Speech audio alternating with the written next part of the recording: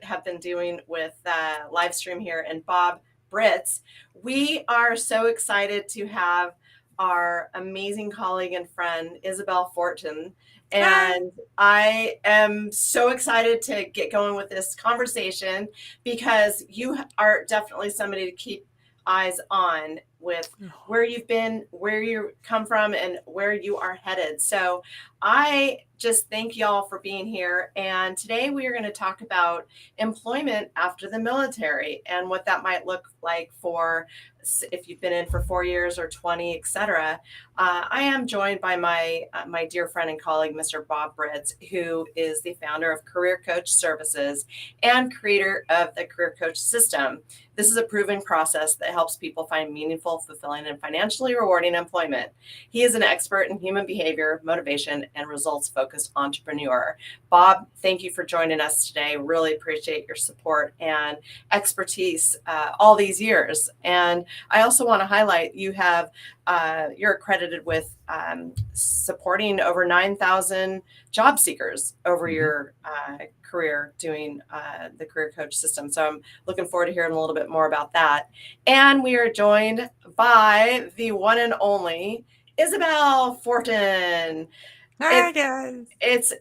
I have to say, I've just been watching you, and we know each other on the side as well, and we've worked together, we've supported each other. And Isabel, you really have helped so many people, and I know that that's what your life purpose is, and that's what you want to It do, is. and that's what you've been doing for so long. And I know that it's the passion and purpose is exactly what you're doing.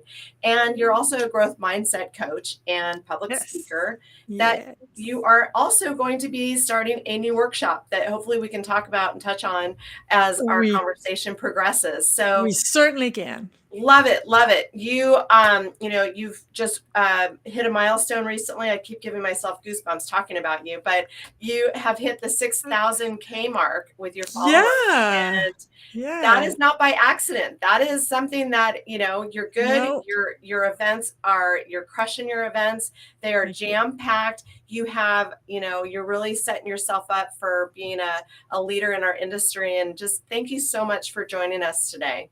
My pleasure, Kevlin. Always a pleasure, and a great pleasure to meet you, Bob, too. Likewise. Well, let's get started. And so we've got some questions for you, Isabel. Okay. And really we want to touch on obviously your experiences, obviously you've been where you've come from. And will you share with us what your experiences have been within the military and maybe beyond to paint us a little picture? Well, I joined the military because it was the family business. Both my Hmm. parents had served. That's actually how they met. They met in Baden-Baden, Germany, and they had my sister, and then they moved back to Canada. And when I joined in 1989, my brother was an Air Force pilot, and so it was the next logical step for me out of high school was just to join the military. And I, for the first 5 years, I really, really loved it. It called to my sense of duty, my sense of service. There's nothing that gives you more purpose than serving your country, regardless of what country that is. And it was a sense of camaraderie and community and support, and I loved it. And after 5 years, well, I loved everything outside, like, but I hated the job, the actual daily, day to day work. I started to hate it, which kind of tainted everything else. Because if you don't love what you do, life is going to be long. So, which is the reason I released after close to a decade. I think in the US it's called honorable discharge. In Canada, where I live, it's called a release. So I released after a little short of a decade. Yeah.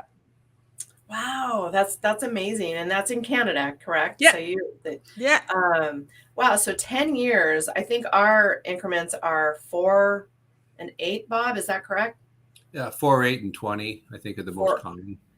8, and 20, and that's amazing. So I've got a huge soft spot for military folks and veterans. I was raised by an Air Force retired lieutenant colonel. And I'll tell you, our walls were decorated with C-130s, and Same. and seeing him in his jumpsuit, and just really seeing that man spend thousands and thousands of hours on his career. And my sister's active, and I was mentored by a Marine drill sergeant. So I have a soft spot for the military, and I also see where we've got friends and colleagues that are out of work that are veterans, and I'm baffled at that prospect, because the military is such a wonderful foundation for so many people to establish themselves and beyond. So thank you for sharing that. You're welcome. So Bob, do you want to go ahead with the first? We have a couple questions that we have Yeah. for you, Isabel, and I think we'll just kind of like flow naturally in our conversation. But That's all right. I think Bob had a pretty good one to start things off with. Well, it's really more of a comment, kind of buzztailing off of what Isabel was saying. I come from a military family, but I am not the military person myself. My grandfather was in, my father was in Korea. He missed Vietnam, was in Korea. And by the time it was time for me to enlist or become involved, we were just coming off the Vietnam War, which meant, no, I'm not going to go do that. And as so many men in America didn't do. But then my sons all enrolled. I have a daughter who is totally artistic and runs purchasing and has nothing to do with the military. But my three boys are very involved. My youngest was in the National Guard. He was in for the 3 years. He's on reserve now, so he hasn't really left, but he's on call. He's in Texas now, and his base is in California, so that's kind of fun. But my middle son teaches ROTC at NAU. He's a major in field artillery, and he's got about 5 years left before he transitions out. My oldest son was the one who played video games all through high school. We thought he was going to be a complete failure. And he decided, instead of going into a top sales role, because his profile showed he'd be $1 million salesperson, literally. And he goes, no, I want to go in the military. We're like, what?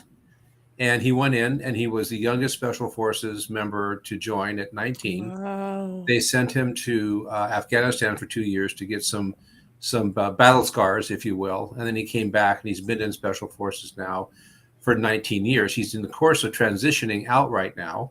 Mm-hmm. And we can talk about what that generally looks like. So when you start thinking about transitioning, a lot of things come to mind. First of all, in your career, did you build yourself into positions that gave you a better option as you went out? There are different things you can do in the military. For example, you can decide to stay in a certain location. Well, that may limit you. Or maybe you decide to teach ROTC, and that may limit you. So there's different things that go into the career, just like in a corporate world, that you want to position yourself as best as possible. So when you get out, you get the best opportunities. And as part of the things of getting out that we've been tracking is that there's a career element to it. There's also a social element to it, and there's a materials element to it. And when you have to get out of the military and you've been in for 20 years, they have a list of every single piece of equipment they've ever given you over the entire 20 years. And guess what? You have to account for it. And that's not easy. We had a good friend that was in Delta Force who got out. He was a sergeant. He had $80,000 of unidentified equipment he had to go reconcile. And the way he did it is he called all these buddies up and said, hey, guys, do you have an extra this? Do you have an extra nod? Do you have an extra that? I think he got it down to about 5,000. But there, you have to pay your way to get out if you didn't keep your equipment. Another part of the process is the psychological elements of it, and it comes on various different levels. First of all, there's the examination of, do you have PTSD or not? And a lot of guys go in and gals go in the military and come out with different flavors and levels of PTSD that they need to, number one, accept and identify, and then secondarily seek treatment to help keep that moving in the right direction. The second piece of that also brings it home is the family. When you're leaving the military of incredible excitement and thrill and urgency and everything else, and you come home to dishes and diapers and vacuuming, it is not comfortable for a lot of soldiers to do that. And so they have to transition emotionally from being in this high tense environment. Same for firemen, policemen. They go through the same types of things. The job is so exciting that home is not. and that leads to divorce oftentimes, even as they're exiting the military. And then you probably have talked to military people who have said, "I'm going to drop my papers." Now, dropping your papers usually means you've made a mistake and you're cleaning up stuff in the street. That's not what it means. It means you're taking your packet of information that you're going to be using to exit the military and turning it into the Human Resources Department to make an official statement of, "I am getting out." And that typically takes about a 4-month process now. And on the way out, they give you some career advice. Some. They might talk a little bit about careers. They might talk a little bit about resume construction. But that's really very, as far as we can tell, and Isabel can pipe up to this, there's not much there. When I released, there was nothing there. Yeah. There was absolutely no support. You ended your papers. For us, it was a 30-day, and you ended your papers, and that was it. Your last day, you went to supply, and you gave all of your stuff back. And a funny story to what you were saying about the 80,000, I was missing about $3,600 dollars worth of stuff. But once they were done with all the lists and they had recuperated everything, I still had a big pile, big like this, on top of the counter of stuff that I had that I apparently had gotten on exercise or grabbed while we were packing last minute. And so the supply technician ended up saying, well, you owe us 3,600, but there's about $5,000 worth of stuff here, so we're just going to avoid what you owe us, because I was giving all of these things away anyways. But yeah, no, when I released, there was no support, there was no transition, and you're left. It's civilian life is wild, because when you're in the military, your entire life is structured. Like when you go on vacation, how long you have a vacation, when you're free, when you move, where you move to, everything. And if you decide to live on a military base, everything is you live, next to people who wear the same color uniform you do, and they do the same thing, and they go to work at the same time, and they come back at the same time, and they understand what it is. And then you get out, and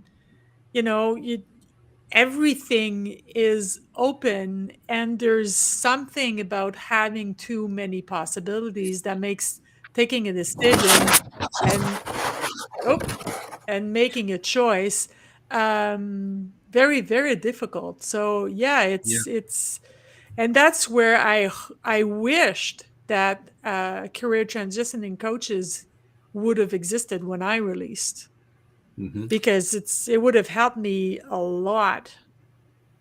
I go ahead, just Bob. one at a time, guys. The comment on the bottom says it depends on what branch of the military you're serving. Absolutely. Every branch is slightly different. That's true. What we're really talking about today are the overall human elements of this that apply to any military branch. And that is, how do I get out safely? And how do I get out whole? And how do I transition into a new job? Those things are common to any branch of the military. Sometimes the higher up you get in the military branches, the more attention you might get, the more referrals, the more relationships you might have. But for the average Joe and Jane and any other pronoun you want to use who's in the military has the same needs to get out as everybody else does, pretty much. Mm-hmm. So I'm really excited to hear what Isabel did after you got out of the military. Like, if you can give us maybe just a brief story of really how you navigated. And I wanted to also comment on what you just said regarding the lack of support or no support, and kind of just you go from structure to open territory. And, I feel that your empathetic, compassionate foundation, you have seen that, you've experienced it firsthand. So do you feel that that's a factor in you wanting to help others so passionately? Do you feel that that's, obviously it's in your core, but it's probably something that spurred you a little bit for more of the guidance career of maybe helping in your mindset career? I don't know. I'm just asking because I'm not sure what what that looks like. Well, the it is at my core. Being in service is at the core. It's who I am. I think that that's the best way to live your life is be in service of others. And that doesn't mean that you're Mother Teresa, and that doesn't mean I'm allergic to money. It's just I want to help my fellow humans do what they do and be who they are as best as I possibly can. So that was one of the things that appealed to me for being in service of my country. Um, when I got out, it really was the wild wild west, and my first job was at Household Finance as a customer service rep. And honestly, You're at that probably really point, it good. was just I just wanted a paycheck. That's all I wanted. I was Yeah. 20, not quite 27 when I released. I just needed a paycheck to continue paying my apartment. I wasn't living on base. I was living off base. So, and I still had car payment. And I think that the first year I took an $18,000 salary drop when I released, but Wow. none of Yeah. what down, right? So that was back to the point where having a transitioning coach would have been helpful is to help me guide my finances and how to restructure that. I almost filed bankruptcy because of it. Help me figure out, how do I build a resume, how do I sell myself in an interview, because you don't do that when you join the military. Right. You sign on the bottom line, and in Canada, allegiance to the queen, well, the king now, but queen at the time, and somebody's taking charge of you when you're released. It is the wild wild west, and it was very difficult emotionally.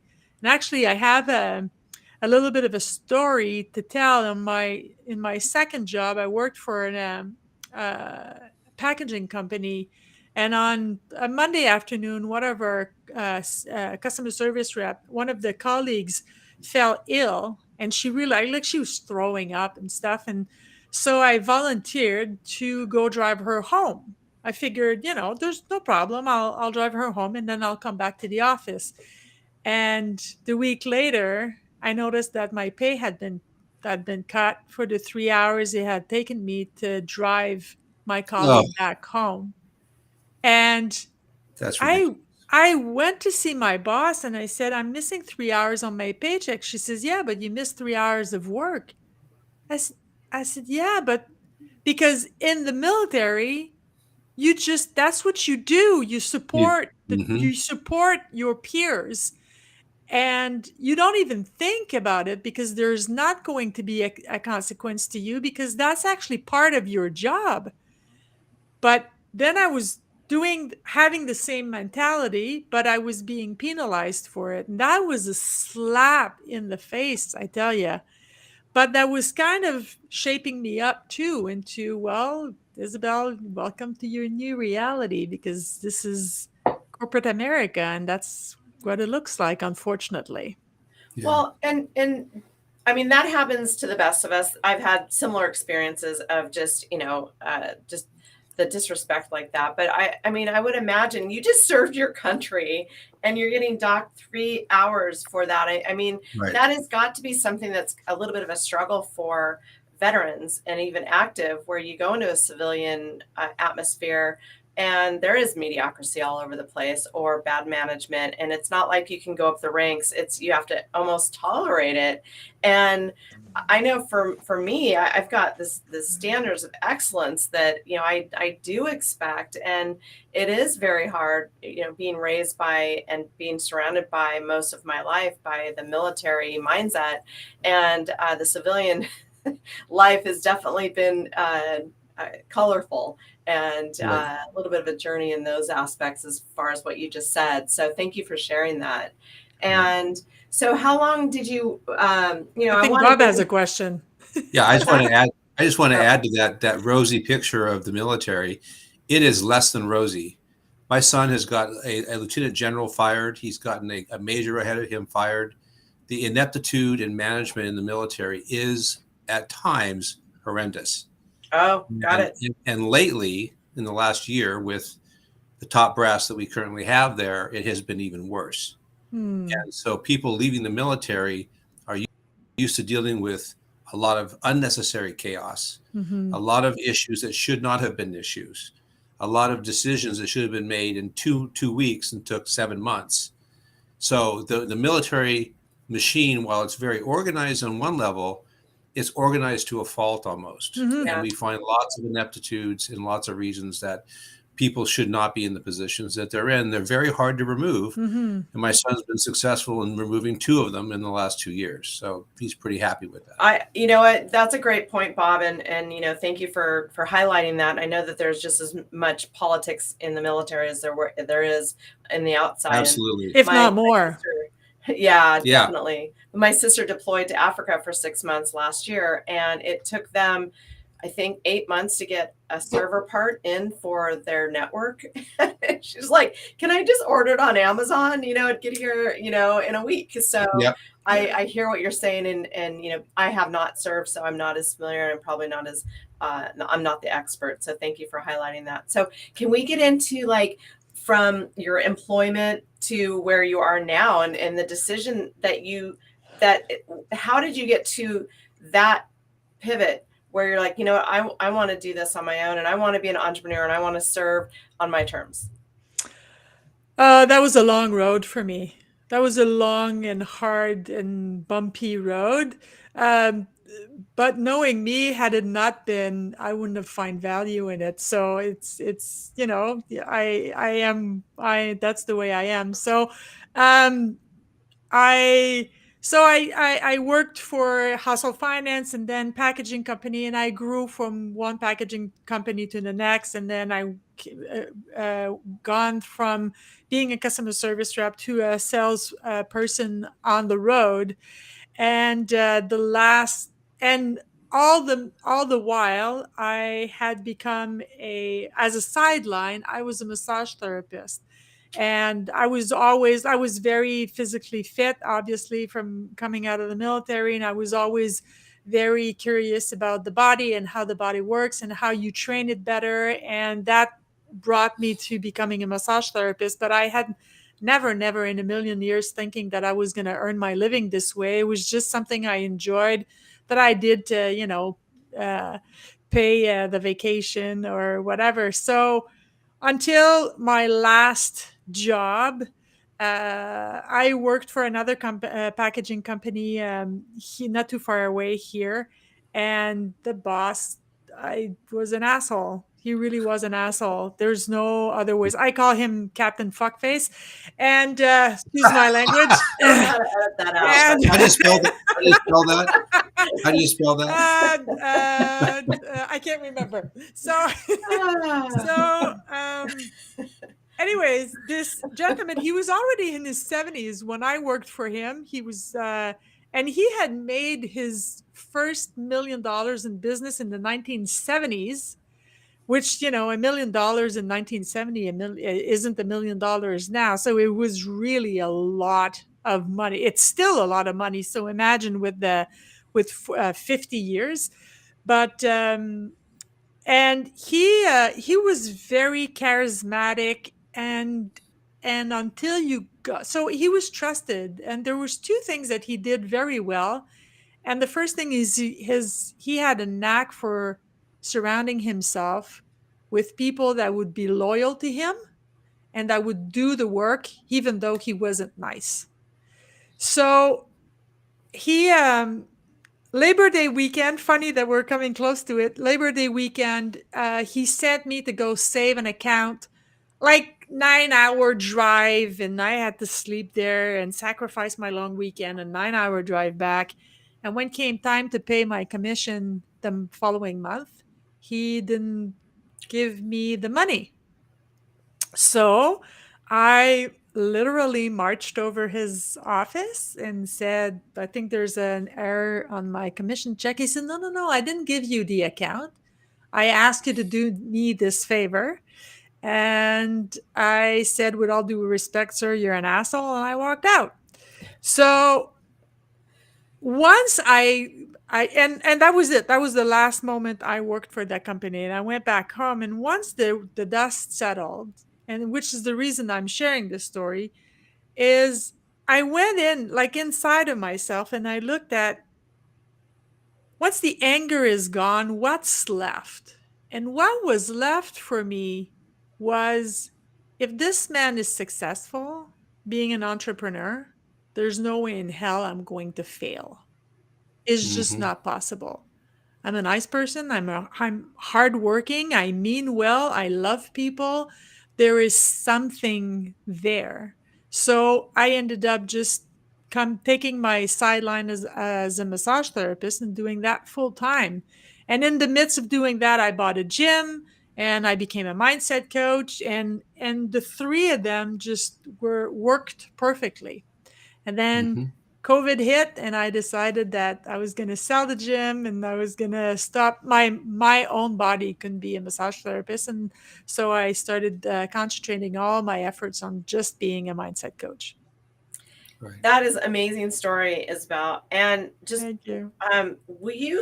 have you always enjoyed public speaking?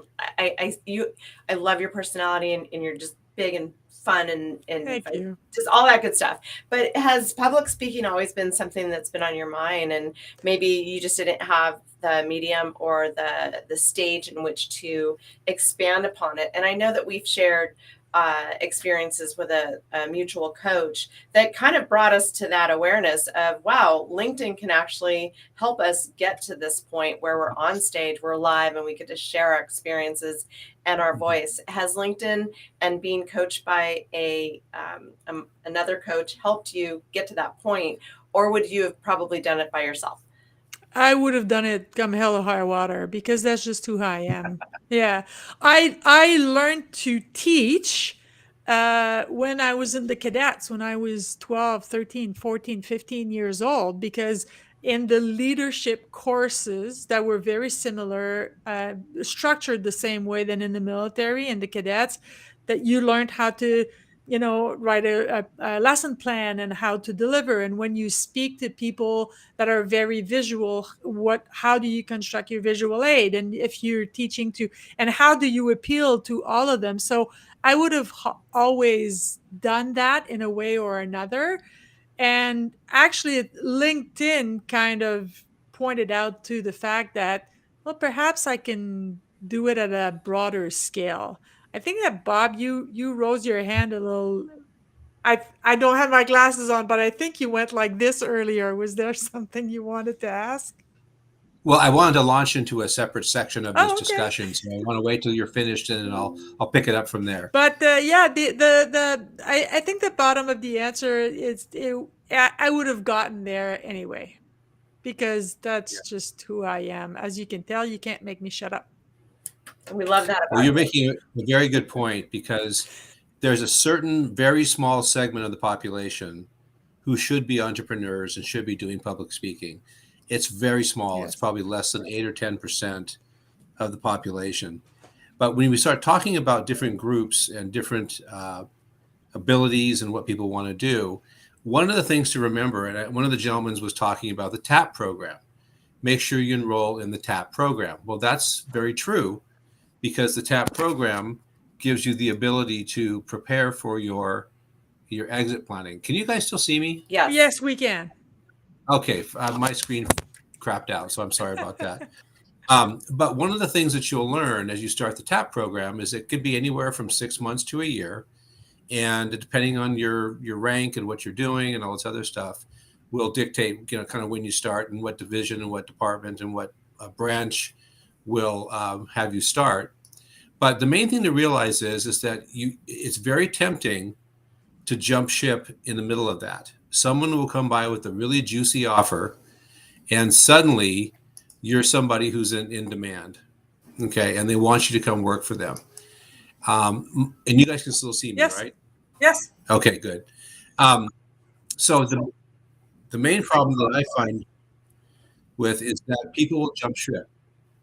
And my son just turned down a 7-figure job with Microsoft. 7 figures.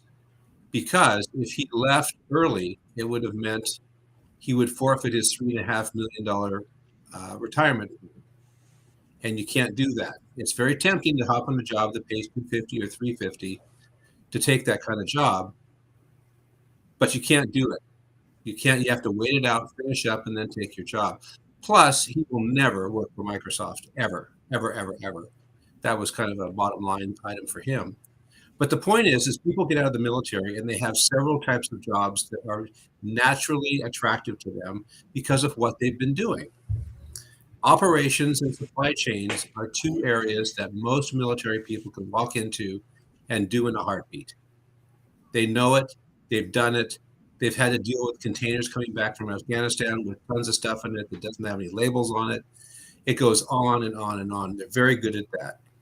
If they're in the medic side of things, they can be a medical assistant, an EMT, or a fireman. And they'll take them in a heartbeat because they know the urgency, they know systems and process, they'll follow the job, they'll do an excellent job in those areas. The only damage on the EMT fire department side is you're still kind of fueling that excitement mode that you have in the military. And if you're trying to transition that into your family and your wife and your kids, that may not be your best option. Divorce rates in fire departments are extremely high. Sales and leadership, which is kind of what Isabel's talking about, you can be in leadership because you've been in leadership. You know how to manage people. You know how to lead people. Those are good roles to look at. Management and leadership at any level, corporate leaders, CEOs, COOs. If you have financial backing, you can be a CEO of a company or a CEO of a company, but you have to have backing. A lot of my people coming out and entrepreneurs are opening an FFL, a federal firearms license, so they can sell products and services to different states through the FFL system. Very easy to set up. They have lots of credibility. They'll get lots of sponsors from different manufacturers because they're in special forces or in a special unit, and they want them to endorse their products. So you get all this extra additional items from that. That's just incredible. My son received 100 rifle barrels from a manufacturer that he put on his website. He announced he was selling them at 8 a.m. on the website, and by 8:45, 145 barrels had been sold. Not 845 minutes, 45 seconds sold out the barrels, and he made $80,000 on that one transaction. So there are some enormous military options out there. If you can dovetail back into supply sides from third-party vendors that supply the military, you're very, very valuable because not only do you have the knowledge of the products, you have the knowledge of the people on the inside who are going to be buying them. And it makes it an incredible thing. There's lots of other things like defense consulting you can get involved with the military, with the government on a civilian level. You still get your security clearance. Things like that really work out very well. State and local government, diplomacy, law enforcement, security. Security is the one that most people hop into. It pays $25 an hour. It's a lousy job. You're working from 12 midnight till 4 a.m. or 5 a.m. It's not where you want to go first. You want to explore the other jobs and look at what else you can do to be effective. One of the things that we do in Career Coach Systems is we have a series of assessments that we run for all of our clients in the military as well. And it shows you not only what jobs you would love to do based on who you are, as well as what motivates you in those jobs. Are you motivated by money? Are you motivated by leadership? What drives you? And it helps you triangulate quite nicely the opportunities that may be in front of you, where otherwise you would not even think of those things. Not even think of those things. We did a study on that. We discovered that there are military people that re-enlist, and there are military people that bounce out. And it's very interesting. About 20% of the people bounce out. And the people that bounce out tend to be more entrepreneurial, more or less likely to want to follow a system and create their own path. The people that stayed in, the 80%, were stability-oriented, social, able to follow structure really well, and liked being in an environment where it was controlled. When they get out, they have to find a similar environment to that. When the ones that bounced early on the entrepreneurial side, they got to find something that scratches that entrepreneurial itch that they have, and there's many ways to do it. You just have to know who you are before you make the jump. And that's the key. Well, It's knowing who you are. I think that definitely you need the support. I feel that, in knowing who you are out of the military and having a good base, even if it's a good friendship, solid circle of influence, or your family or what have you. I mean, to be able to lean on those folks. And I know that we spoke about this yesterday, Bob, about often in the U.S. when you're finished, they give you an allocated amount of time to just experience life on the outside. So I do feel that, instead of rushing into something, that really take advantage of what you are given, as far as, just kicking up your feet for a second until you jump back into doing a career that, might suit your needs and beyond. But yeah, that's actually inside the TAP program. It's the last 4 months where you drop your papers, you go through counseling, all that stuff.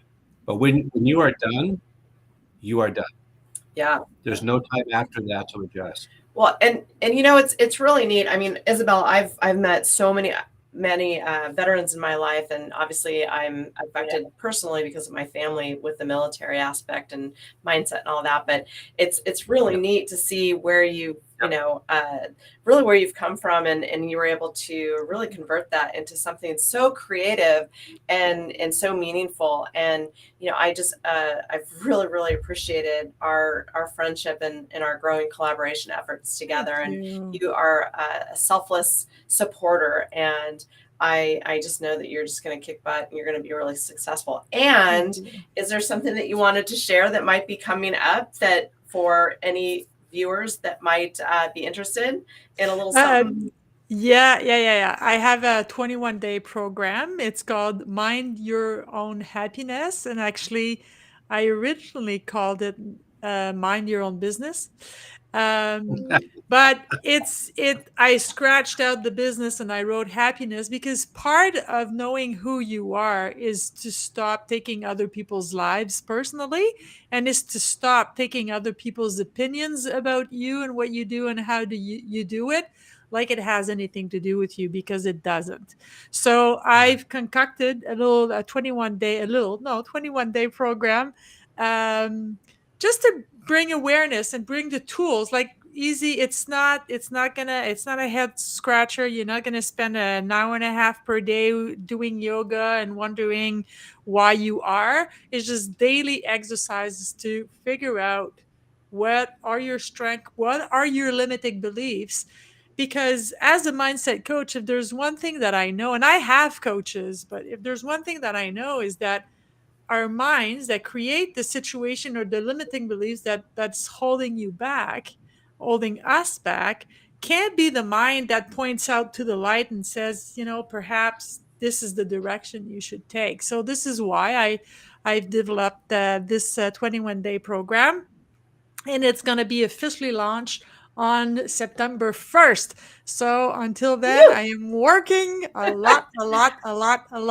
And I so wish I had known Bob when I released from the military. And I so wished that I would have been able to have a career coach like you, Bob, because it would have saved my butt from years of wandering around in the corporate world and wondering where to go next. Yeah, because you look, if people in the audience are anything like I was looking for my purpose. I knew, like, the sense of purpose and of duty and service that I had in the military, I knew I could find it outside. I just really didn't know where to look. And I encourage every single member of our audience that are looking to transition to hire somebody like you, because they're going to cut through all of the crap that I went through. Right. Oh, absolutely. Bob's great. Right. Not only is he Bob Britz, I mean, he's across the U.S. to boot. How many offices and partners do you have, Bob? We have 20 offices in 14 states in Canada. Wow. Yep. Holy good God. So you're not matching me with just anybody here, Kevin. You're I know, that's somebody. Right? goodness. So Yeah. I am so proud to be aligned with both of you. And, Thank Bob's been an amazing selfless supporter as well. And Isabel, newer to my life. And I hope that I can, reciprocate what you both have done for my life. And You already so do. just real quick. So how does somebody sign up for your new masterclass, Isabel? And where can they, okay, so let me backtrack. Okay. I need to do my call to action. So so again, my name is Kevlin Pascos, and I am again joined by Bob Britz and Isabel Fortin, and I am a business development and marketing expert. I've spent 20 years in the industry of technology.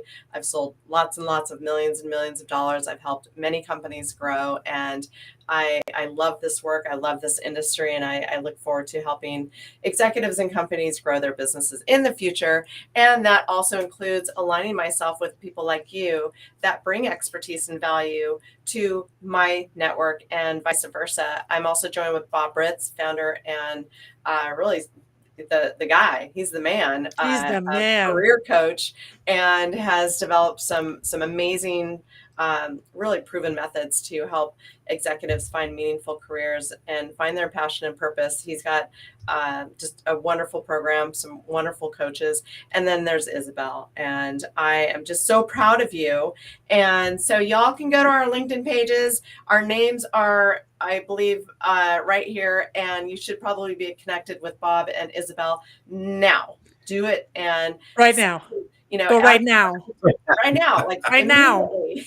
Go. And by the way, if you're watching, go ahead and click on any recommendations on any of our profiles to share your love with us, because that's super, super cool. And so stay in touch, Isabel, and we'd love to have you come back, and after maybe your master class, and maybe if there's folks that you can send our way to help out in their military transition, we'd love to have them. I actually have someone in mind that he's in Florida. No, I love it. And just thanks for being here. Thanks for sharing your valuable time. And, it's really great. We've got some great guests that have joined us. We've got Mr. Chuck Bowser, who I absolutely adore that guy. We've got a LinkedIn user that's going stealth mode right now. I don't know who that is, but he's been quite the contributor. And just everyone watching, if there's anything that we can help you with. Oh, Bob, was there going to be a little something that you wanted to incentive? Oh, yeah, absolutely. First of all, I really want to endorse Isabel's course coming up. Thank you. Mindset is so much more important than people realize. It's the foundation of everything else. It's everything. It's everything. After you get your head in gear, we're offering 80% discount for the assessments for the military people on the call, or who want to join us in that offer, which means you're saving a chunk of change, and you're going to learn more about yourself than you ever thought possible.